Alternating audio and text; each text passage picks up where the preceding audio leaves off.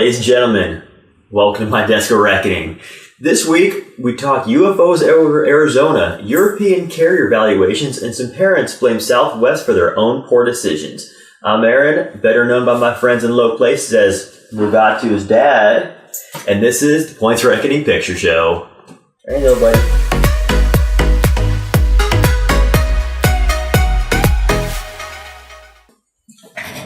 So, a couple weeks ago, we ran over the three wise men. Last week, we took a look at Asian carriers, and this week, we're heading east to the land of great beer, great cars, and a terrible record on free speech, Europe.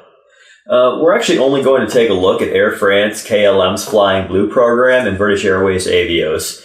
Though, for what I consider a depressing read, have a look at our take on Virgin Atlantic's Flying Club.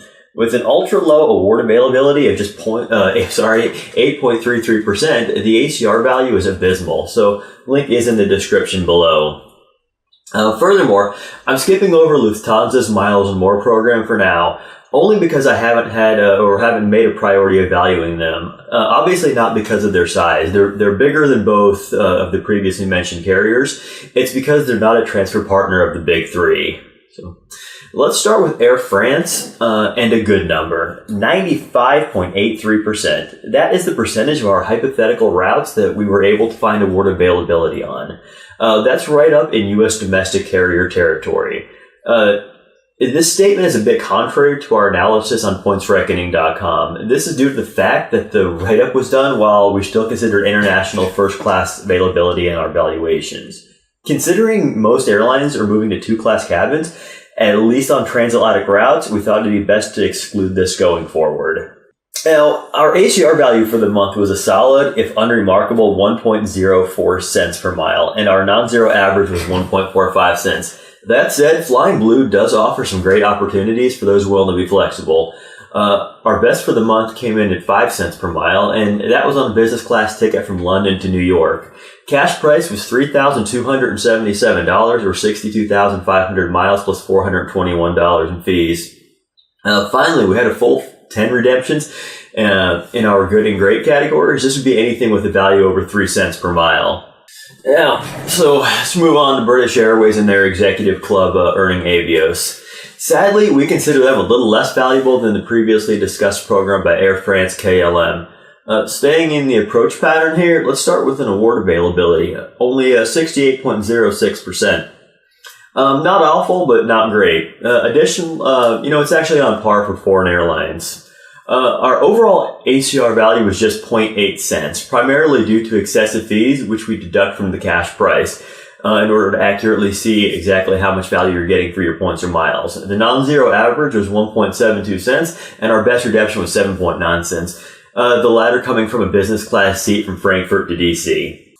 So the takeaway here is that Flying Blue is more reliable, while BA offers more upside.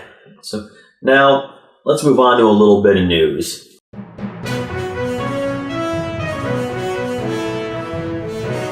UFOs in the desert.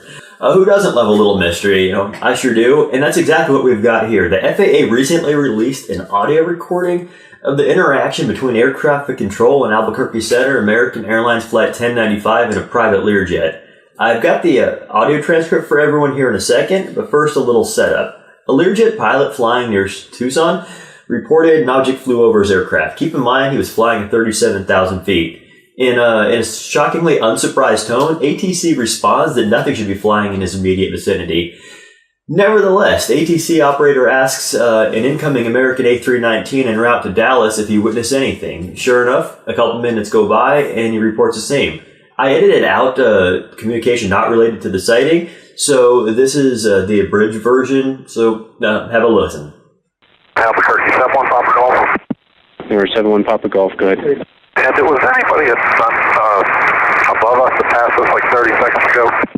Number 71 Papa Golf, negative. Okay. Something did. A UFO. Yeah.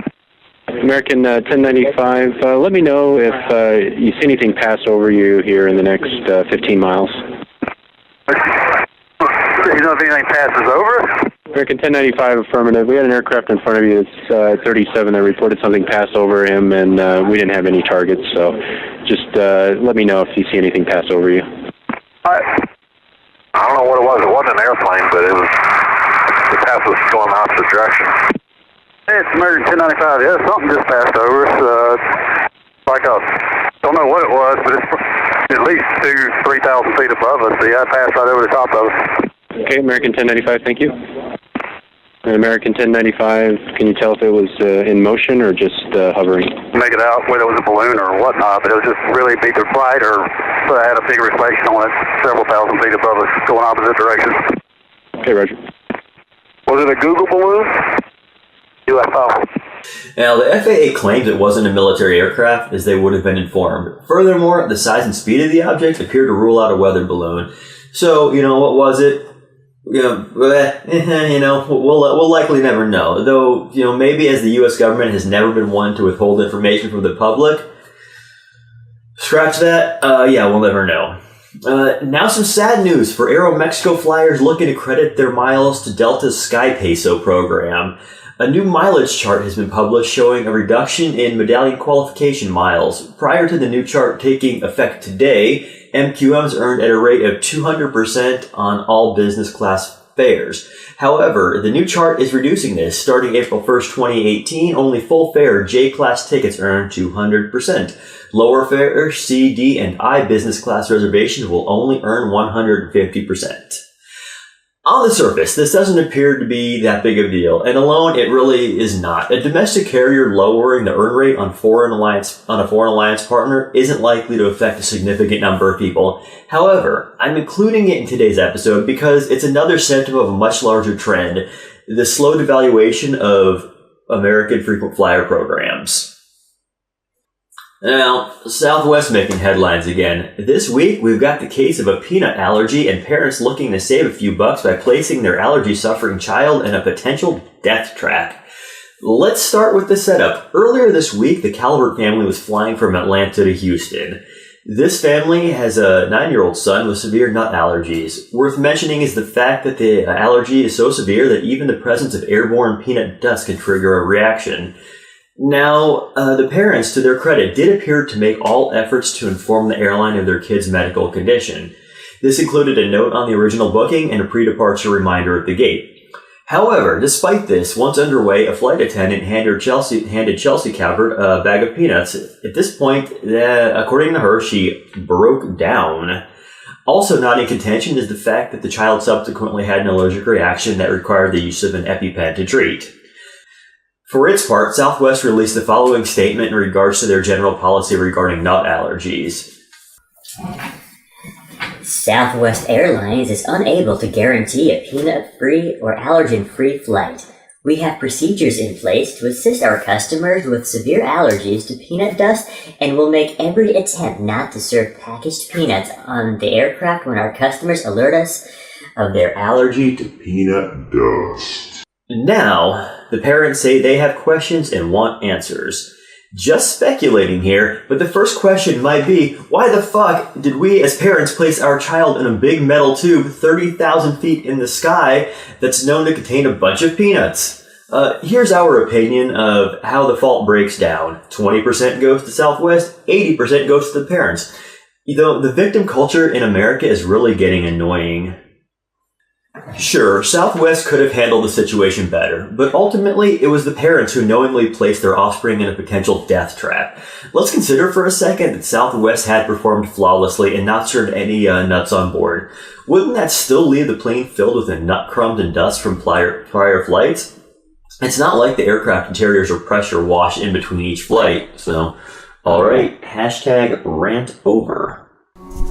Alright everybody, now it's time to sit back, relax, and have a little bit of a strategy session. Recently I was introduced to a real dandy little piece of tech. Initially brought to my attention via a spammy looking email from American was a Chrome plugin simply named the AA Advantage e-shopping button. And at first, thinking it was a bit gimmicky, I dismissed it. However, upon a bit of internal reflection, I realized that shopping buttons could serve a couple very important functions. To remind one that earning potential exists and to instantly compare rates. So, take a look at the two buttons I installed from AA and Southwest. One shows an earnings of 1 cent per mile, while the other shows 0.5. I also wanted to do a real quick intro to shopping portals for the new players in the game. Long story short, merchants pay an ad commission to publishers. In the case of a portal, the publisher is an airline or credit card issuer. They refer you to a site, then get a little bit of kickback from the subsequent sale. You earn when the portal sends a little bit of that commission your way. Think of it like a rebate. A shopping button simplifies this process. Instead of logging into a portal, one simply navigates to the merchant of their choice, then the plugin renders a referral link on the fly. Basically, a little reminder that you could be earning additional points or miles on your upcoming purchases. And if you want that Singapore suite, you're going to need all the points you can get. In our most recent valuation, we assigned an ACR value of 2.19 cents to a Chase Ultimate reward. If you were to shop a merchant offering 5 points as a bonus, on top of the 1 point from everyday spend, you'd whip yourself up a nice little 13% return on spend. Not bad for doing nothing. Currently, shopping button plugins are available from American, United, and Southwest, and Alaska. I'm really hoping that Chase, Amex, and Citi jump on this bandwagon. And with that, we're going to go ahead and close her out for the week. If you happen to like the video, a sub, like, and or share is appreciated. If you didn't, go ahead and mash that thumbs down button. Alright? Please don't book that middle seat.